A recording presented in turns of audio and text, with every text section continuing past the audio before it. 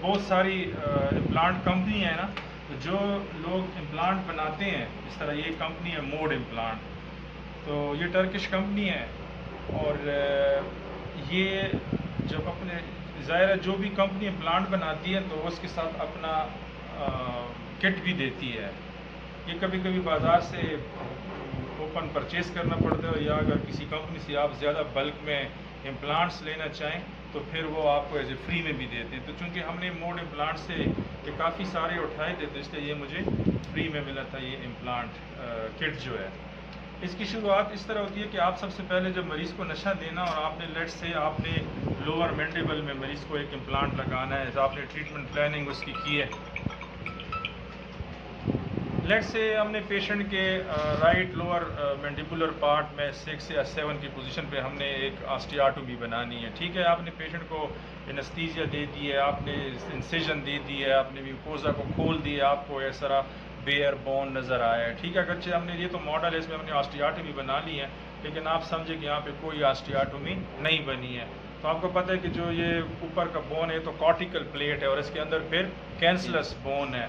तो ये जो पहला इंस्ट्रूमेंट हम यूज़ करते हैं ना, इसको देखो, ये लेंस ड्रिल, या ये दरअसल ये उस कॉर्टिकल प्लेट को पंक्चर करने के लिए होता है। ये this is for the two puncture the cortical plate. तो आप इसका वर्किंग शेफ्ट देखें, बहुत छोटा है, तकरीबन 2 या 3 मिलीमीटर बस आप बोन में चले जाते हैं।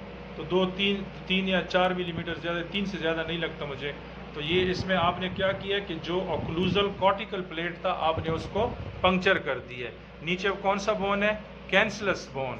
तो ठीक है, उसके बाद जब आप ये लेंस ड्रिल का एक बार यूज़ किया, आप रख दें, और आप ये इसको कहते हैं पायलट ड्रिल। पायलट ये कि ये सबसे पहले इसी को आप यूज़ करते हैं। तो जिस तरह पायलट जहाज़ को चलाता है, ये बाकी पूरी किट को शुरुआत आपने इससे करनी है। तो इससे आप, इसकी इम्पोर्टेंस ये है कि ये देखें, ये पहला जो है ये 6 mm है, फिर दूसरा 8 mm है, और तीसरा 10 mm, 11 mm, 13 mm और 16 mm। लेट से आपने 13 mm का भी इम्प्लांट लगाएं, तो आप डायरेक्ट इस पर कभी ना आएँ कि आपने पायलट ड्रिल लेंस से ड्रिल चला दी है, और इसके बाद आपने साइज़ अपने लिए सेलेक्ट किया कि मैं 13 mm लेंथ का इम्प्लांट लगाता हूँ, तो आप कभी डायरेक्ट 13 mm पे वाली पायलट ड्रिल पे ना आएँ। पायलट ड्रिल आप हमेशा इससे शुरू करें, छोटे वाले से। तो जब छोटा, ये इसका ऑटोमेटिकली स्टॉप है, आपने इधर ऑस्टियोटोमी बनाई थी, जो ही ये अपने इस 8 mm, ये 6 mm या 8 mm, कितना है, ये 6 mm है, तो जो ये 6 mm चला जाता है तो ये और मज़ीद फिर आगे नहीं जाता, ये इसका नेचुरल इस पर स्टॉप बना हुआ है। तो आप ये लगाया, उसके बाद जो है आपने दूसरी भी जा सकते हैं, वरना फिर ये कि आपने देखना है कि मैंने ये वो कैसे बनाया, क्या मेरा ये जो ऑस्टियोटोमी मैं बना रहा हूँ इसमें करेक्शन की ज़रूरत है, या एंगुलेशन किसी एक तरफ ज़्यादा किसी दूसरी तरफ कम है।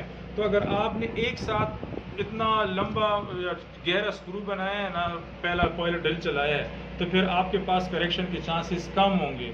लिहाजा आप स्मॉल साइज़ से लें, और 8 mm पे पहुँच के जब आप इसको यूज़ करें तो 12 से एंड 20 में अब आप ये 8 mm का लगाएं। अब ये देखो डाया नहीं बढ़ रहा हमारा ऑस्टियोटोमी का,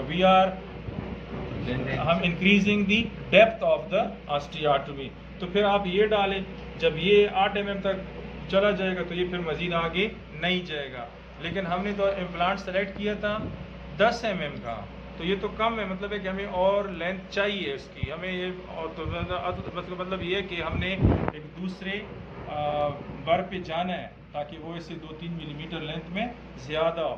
लेकिन फाइनल में जाने से पहले आपने 1 या 2 यूज़ की हैं, तो इनको कहते हैं पैरेलल पिन, ये हमेशा 2 आती हैं अमूमन। एक भी अगर आपने एक इम्प्लांट लगाना तो आप एक कर सकते हैं। तो आपने ये देखना है, इसकी आपने एक्सरे लेनी है, ठीक है। इस वक्त तो आपको ये पता चलेगा, अगर पेशेंट के यहाँ दांत है तो यहाँ दांत, तो आपको पता चलेगा क्या मेरा पेन या मेरा जो इम्प्लांट है ये कोई एंगुलर तो नहीं होगा। एक कोई आपको ये पैरेलल पेन आपको ये बताता है, और दूसरा यहाँ आपको पता है कि यहाँ मैंडिबुलर नर्व है। जब आप एक्सरे लेंगे तो आपको पता चल जाएगा कि ये पिन मैंडिबुलर नर्व से कितने फासले पे है। क्या मैं अपने ऑस्टियोटोमी को फर्दर गहरा कर सकता हूँ, या बस इतना काफ़ी है, या मैं इसको मज़ीद कम कर दूँ। तो ये पैरेलल पेन ज़रूरी है एक्सरे लेने के लिए, और आपको पैरेललिज्म बताने के लिए कि अमूमन इम्प्लांट एक से अगर ज़्यादा हो तो फिर आप 2 एट अ टाइम डाल देंगे। तो तो अब आप इन दोनों में देखेंगे क्या ये दोनों आपस में पैरेलल हैं या नहीं है। अगर ये पैरेलल नहीं है तो अभी आपके पास चांस है कि आप अपनी ऑस्टियोटॉमी को बिल्कुल पैरेलल बनाएं। इसलिए मैं कहता हूँ कि जो इम्प्लांट साइज आपने सेलेक्ट की है तो आप डायरेक्ट पॉइलर ड्रिल उस लेंथ वाला यूज़ ना करें, फिर उसको आप करेक्ट नहीं कर सकते। आप स्मॉल से जाएं और कोई मिड में पहुंच के जब आपके पास पॉइलर ड्रिल से पता, जैसे ये पैरेलल पिन से पता चल जाएगा कि मुझे करेक्शन की ज़रूरत है या नहीं है, तो अगर करेक्शन की ज़रूरत है तो आप फर्दर अगले ड्रिल में उसको ठीक कर दें, नहीं तो फिर आप बस उसी लेंथ पे चले जाएं।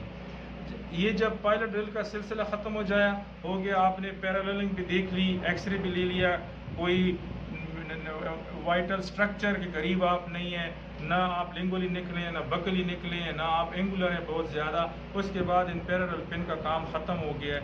अब आप लेट से आपने 13 mm का इम्प्लांट लेंथ में लगाना है, तो अब आप इस 13 mm को उठाएं और इस पे आप ऑस्टियोटॉमी बना दें। तो जो ऑस्टियोटॉमी हमने 13 mm की बनाई होगी तो ये जो है आपने फाइनल, लेकिन अभी आपका सिर्फ लेंथ आपने अचीव की है, अभी आपने इसको खोलना है, ब्रॉड करना है कि जो इम्प्लांट लेट से आपका फाइनल इम्प्लांट जो है, आपने ये जो ऊपर लिखा हुआ है ना ये इम्प्लांट साइजेस हैं ये, और जो नीचे आए हैं ये इस बर के साइज है। याद रखें हमेशा इसका जो ड्रिल है ना इसका डाया कम होगा इम्प्लांट से, ताकि जो ऑस्टियोटॉमी आपके साथ बने वो इम्प्लांट साइज से थोड़ी कम हो, यानी आप सर 0.5 mm हम कम रखते हैं ताकि जब हम इसमें हम इम्प्लांट को थ्रेड कर दें तो इम्प्लांट जो है वो रेजिस्टेंस फील करे इम्प्लांट।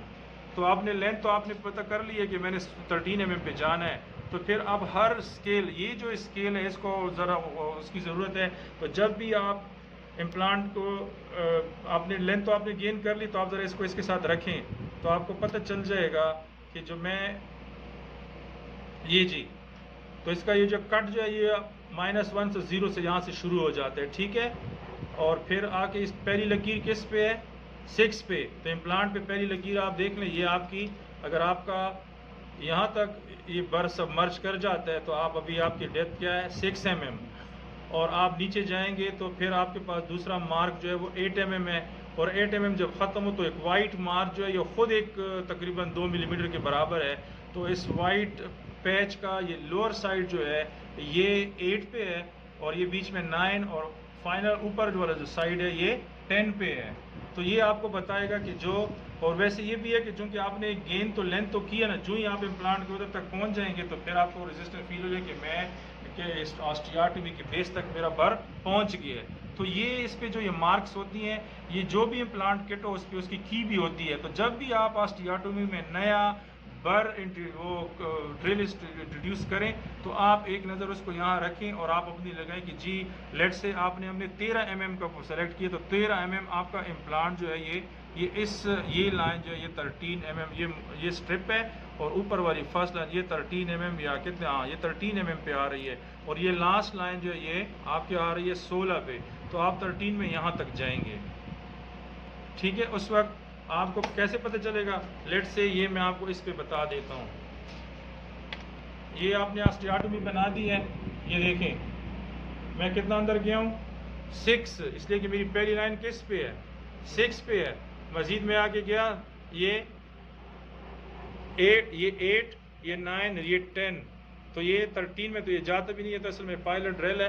तो आप इस तरीके से जो मैं आपको पॉइंट समझाना चाह रहा हूँ, होप कि आपको समझ आ गया होगा कि आपको ये मार्क्स आपने हर हाल में इधर कैविटी में देखने हैं। समझ आ रही है ना आपको इसकी? ये अब आप मुझे इसकी लेंथ बताएं, ये ऑलमोस्ट कितनी डेप्थ की वो ऑस्टियोटॉमी है? ये 7 नहीं है, ये 8 7 के 8 या 8 से थोड़ी कम 7, बिल्कुल ये 7 की है, ठीक है। तो आप जो भी हो सकता है कि अगर आप किसी दूसरी कंपनी के ड्रिल्स इस्तेमाल करें उसमें ये किसी और तरीके से दी हों, तो थोड़ी सी वेरिएशन मुख्तलिफ कंपनियों के उसमें हैं।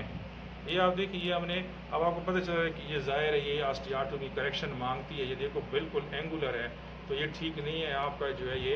अब अगर आपने एक साथ भी लेंथ गेन की है उसकी ऑस्टियोटॉमी के एंड तक, वो फिर मुश्किल है। इसलिए मैं कह रहा हूँ कि आप छोटे छोटे लेंथ से वो लें, तो आखिर में आपको पता चल जाएगा कि अब ये इस पोजीशन में इसको आप ले आएँ। अच्छा जी, तो आपने सबसे पहले तो मरीज़ की स्टडी के दौरान आपने सेलेक्ट किया कि मैं उसको 4.1 mm का डाया का इम्प्लांट लगा रहा हूँ, तो उस सूरत में आपका फाइनल ड्रिल ये हो जाएगा। याद रखिए ये जो नीचे ड्रिल 3.2 या 3.6 जो है ये इसकी डायामीटर है, जबकि इम्प्लांट इसे थोड़ा बड़ा होगा। तो ये आप जब चलाएंगे, बस अब आपने इस पे नहीं आना, इसलिए कि आपने 4.1 में अगर आपने इसको चलाया तो इसमें 4.1 का इम्प्लांट फिर लूज हो जाएगा। ठीक है, उसके बाद जब ड्रिल की सीक्वेंस ख़त्म हो गई, आप पहले ऐसे आए हैं, डेप्थ आपने गेन की है, फिर आप आए आपने डायमीटर गेन की है, उसके बाद आप आएंगे तो जो आपका फाइनल ड्रिल होगा उसके मुताबिक ये प्रोफाइल वो कहलाता है, ड्रिल कहलाता है, ये प्रोफाइल बनाते हैं। देखिए लिखे हुए प्रोफाइल, ये वो जगह बनाते हैं कि जहाँ पे आपने बाद में वो लगाना होगा एबटमेंट। अब जाहिर है अगर आपने बहुत डीप है, यहाँ बोन है, तो फिर आपका एबटमेंट जो है, एबटमेंट की आप मार्फोलॉजी देखें तो एबटमेंट जो है ये साइड से थोड़ा सा बाहर को आया हुआ है, ये वाला ऐसा। तो अगर ये क्लियर नहीं है तो आपका एबटमेंट जो है ये अपनी जगह पे नहीं पहुंचेगा। एबटमेंट को अपनी जगह पे पहुंचाने के लिए कि एबटमेंट बिल्कुल इम्प्लांट तक पहुंच जाए, फाइनल ड्रिल करने के बाद आप उस मुतालिका बर का जो है वो है प्रोफाइल ड्रिल है, इसको यहाँ लिखा हुआ है प्रोफाइल ड्रिल, ये आपने चलाना है। याद रखो ये कोई आपको कोई डाया नहीं बढ़ा रहा, ठीक है ना। ये इसकी कटिंग ऐसी है, इसकी यहाँ पे ये कटिंग एरिया है इसका, ये क्या है, ऐसे कटिंग एरिया। तो ये इम्प्लांट के ऊपर अगर कोई बोन ऐसा आया हुआ है, यहाँ कुछ भी ऐसा है कि जो आने वाले वक्त में एबटमेंट को सीट होने में रुकावट बनेगा, तो उस रुकावट को हम जब ये चला लेंगे, अभी हमने इम्प्लांट नहीं रखा तो ये देखें उसमें फिल चलता है, यहाँ पे जो कुछ होगा वो इसको हटा देगा। तो उसके बाद आपका इम्प्लांट, आप श्योर होंगे कि जब ये मरीज़ दोबारा मेरे पास आएगा मेरा इम्प्लांट अपनी जगह तक पहुँच जाएगा। तो इसको कहते हैं प्रोफाइल ड्रिल। सर ये जो अभी आपने चलाई थी ये प्रोफाइल ड्रिल? जी हाँ, इस केस में चलाई थी ना सर। हाँ वो ये अच्छा, जब आपने प्रोफाइल ड्रिल चला दी उसके बाद ये किस चीज़ के लिए है, इस पे लिखा हुआ है कि ये क्या करता है, ये टैब्स हैं। कभी कभी ऐसा होता है कि इंतहाई डेंस बोन होता है, जब आपने फाइनल ड्रिल चला दिया और अब प्लांट रखना चाहें तो प्लांट कभी भी नहीं पहुंचता, बहुत ज़्यादा रेजिस्टेंस 35 न्यूटन से भी आप चले जाते हैं। उस सूरत में उस बोन को एक्सपेंड करने के लिए और इम्प्लांट को अपनी जगह तक आपने इनके ऑस्टियाटोमी को खोलना नहीं है, उसी में जो आपको ये टैब्स दी हैं ना, आपने इनको यूज़ करना है। ये क्या करता है, ये बोन के अंदर थ्रेड्स, ये देखें आप लोगों ने डाई और वो टेप देखे होंगे जो पेच वगैरह के सुराख के, देखें इस पर ये सेरेशंस बनी हुई है। ये क्या करता है कि जब आप इसे ऑस्टियाटोमी तो आपने बना दी है, ये जब इसको आप इसको चलाएंगे तो ये थ्रेड बन जाएगी और उसी थ्रेड में आपका इम्प्लांट आगे चला जाएगा। तो ये किन ज़रूरत में हो सकते हैं कभी आप इसकी आपको कभी ज़रूरत ना पड़े। अमूमन यंग एडल्ट में बोन की डेंसिटी बहुत ज़्यादा ना हो, बोन सॉफ्ट हो, तो फिर इसकी ज़रूरत नहीं पड़ती।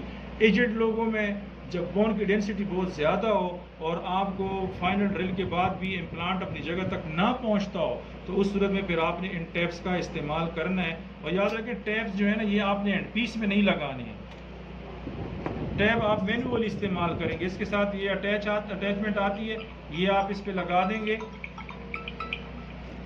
टैब्स कभी भी आप हैंड पीस में ना चलाएं। वजह क्या है कि जो ही आप इसमें हैंड पीस में डालेंगे ना, इसकी स्पेसिफाइड टार्क होती है, जबकि ये उससे ज़्यादा टार्क मांगती है तो ये इंगेज हो जाएगा। लिहाजा ये कभी आप हैंड पीस से ना चलाएं, ये आप मैनुअली चलाएं। ये अपना जो टॉर्क रेचेट है इससे आप चलाएं। ये देखें हमने इसके साथ अटैचमेंट, ये इसका ये पार्ट जो है ना, ये इसमें जाके ये भी हैग्स है और इसका फीमेल ये जाके इसमें ये इंगेज कर गया और ये जगह ये आप भी इंगेज हो जाती है ये, ठीक है। अब आप ये इन में आपने इसको इस तरह, ताकि रेचेट पे आपको इन नज़र आए। अब जब आप इसको घुमाएंगे, रोटेट करेंगे, तो ये क्या करेगा, बोन में सेरेशन चूड़ियाँ बनाएगा बोन के अंदर, ताकि उसके अंदर इम्प्लांट थोड़ा लीस्ट रेजिस्टेंस के साथ अपनी मुकर्रर डेप्थ तक पहुंच जाए। तो ये बोन टैप्स कहलाती हैं। जब ये हो जाए, अब आपको पता चल रहा है कि हमारी ऑस्टियाटोमी उस शेप में आ रही है कि जिसमें हम इम्प्लांट रखेंगे और अपनी डिज़ायर्ड लेंथ तक मेरा इम्प्लांट जो है वो चला जाएगा, ऊपर नहीं रहेगा। इम्प्लांट अगर ऊपर रह गया तो बस वो फेल इम्प्लांट तस्वर कर लीजिएगा। वो जो आप ऑस्टियाटोमी आपने बनाई है बिल्कुल उस तक उस इम्प्लांट को पहुंच जाना चाहिए। ये बातें आप केस शुरू करने से पहले सब कुछ डिसाइड कर चुके, मैंने ये लेंथ लेनी है और ये मैंने विड्थ लेनी है और इस तरह, लिहाजा बीच में ये कोई नई बात नहीं होगी। और अगर बीच में आप फंस गए इसका मतलब है कि आपकी ट्रीटमेंट प्लानिंग कमज़ोर थी, ठीक है। जब ऑस्टियाटोमी का काम ख़त्म। अब आपने क्या करना है, इम्प्लांट लगाना है। इम्प्लांट यहाँ पे मैं एक यूज्ड इम्प्लांट आपको दिखा रहा हूँ। ये एक इम्प्लांट है, इसकी क्या डाया है वो है, ये तो वैसे ही किसी ने मुझे एक पुराना इम्प्लांट दिया, एक फेल इम्प्लांट है। इस पर देखिए ये स्क्रू भी लगा हुआ है, पहले हम इसको अनस्क्रू करेंगे। देखिए वो कवर स्क्रू है, इसको कहते हैं। ये इम्प्लांट को कवर करता है और हम इसको ऐसे खोल देंगे। ये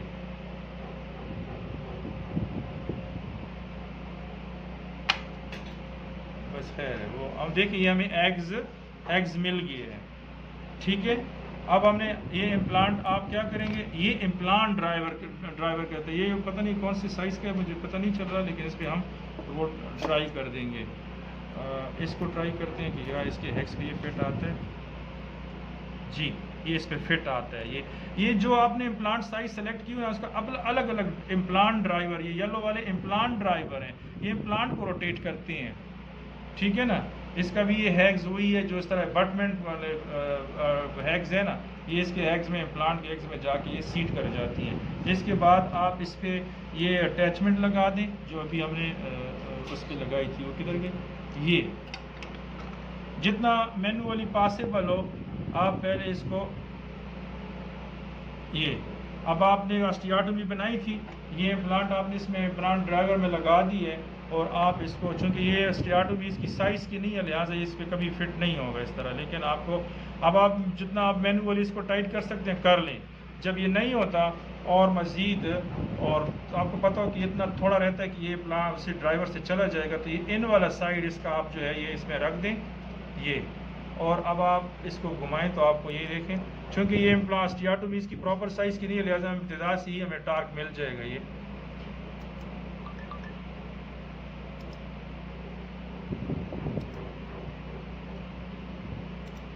लेट्स से टार्क हमारे पास ये 35 पे पहुंच गया है, लेकिन वहाँ उस वक्त आपका इम्प्लांट भी अपनी जगह तक पहुंच चुका होगा।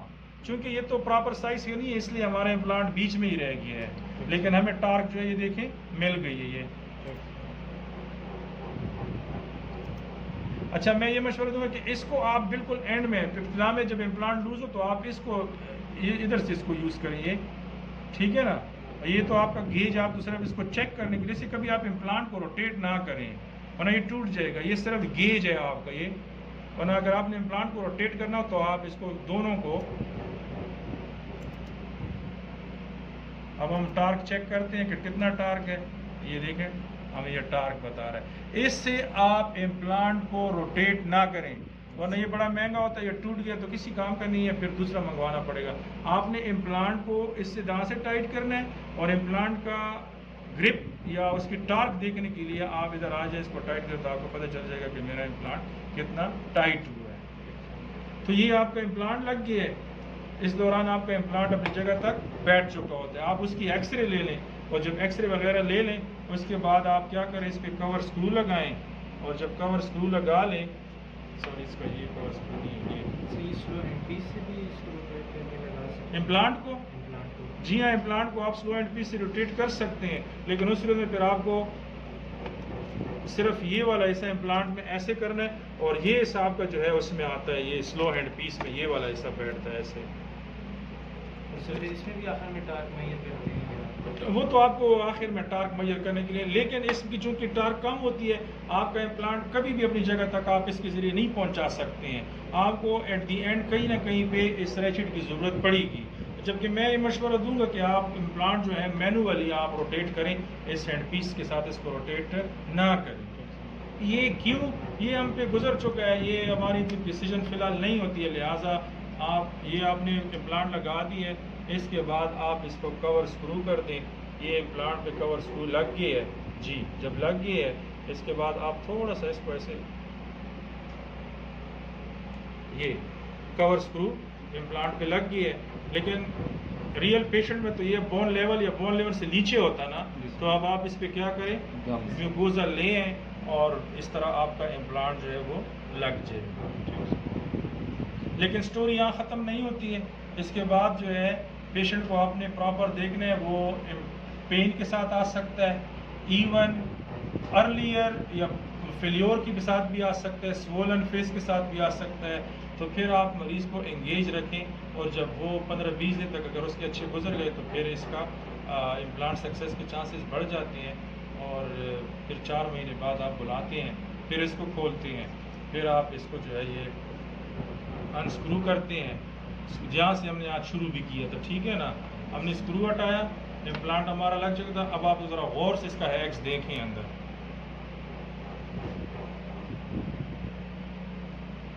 नज़र आ रहा है सबको, ठीक है। इसके बाद आप क्या करें, हमने इम्प्लांट का आपने चूँकि इम्प्लांट के साइज़ के उसका अबटमेंट भी आता है। हाँ,